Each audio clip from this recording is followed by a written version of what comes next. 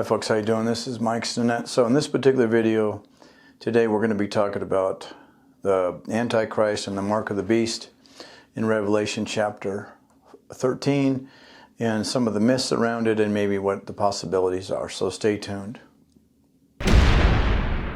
Okay, so this is a particular end times theme. We've all heard it a million times, but I just want to go over it again. I think it's interesting and wanted to make a video about it. So when we see the mark there in Revelation chapter 13 verses 16 through 18, and here's that particular verse.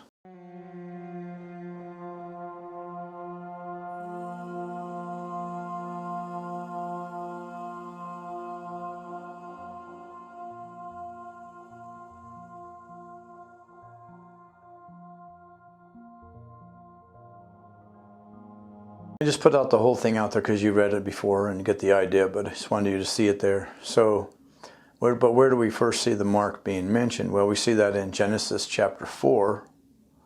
We see that in Genesis chapter 4 when Cain, after he killed Abel and confronted by the Lord, he's now been banished. And as he's leaving, he says, Lord, it's too much for me to bear. Whoever's going to find me is going to kill me.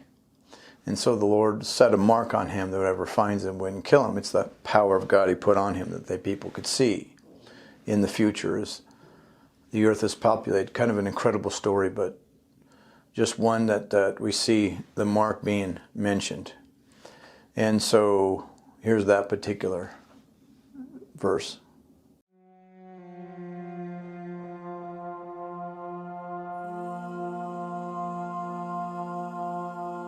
So what are some of the possibilities that it could be? Well, it could be they cut it into your head, your hand, knives, glass, anything that's sharp, parties and drinking and the debauchery and the delusion they're buying into. They just cut it on their faces, blood. It's horrible.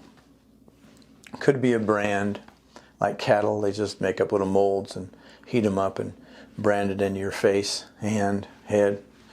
Real nice, done, not very attractive, but it's permanent. You can see it. And so it could be. But here's what it is, and this is a myth. It's not a computer chip. So I repeat, it's not a computer chip. The things that are away now aren't going to be the way they are then.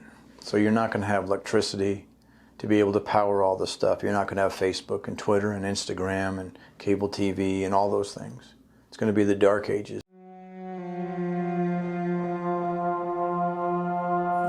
And it's going to get dark quick. And so now you can't buy or sell without the mark, but that's kind of the same idea as the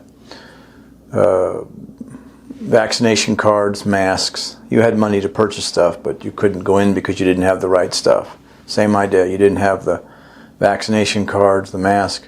Same thing, you don't have the mark. And they're not going to care. They're going to go along to get along.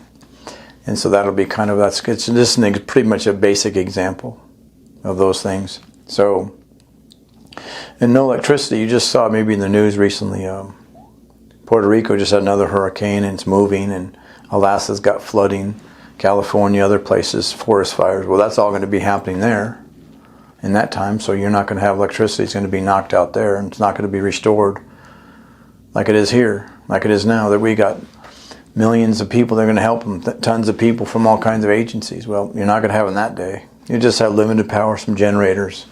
It's going to be ugly and horrible. And it's darkness.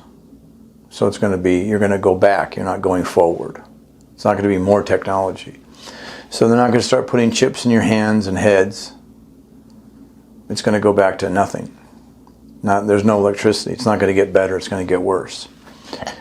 And here's some just weather ideas to give you kind of an example.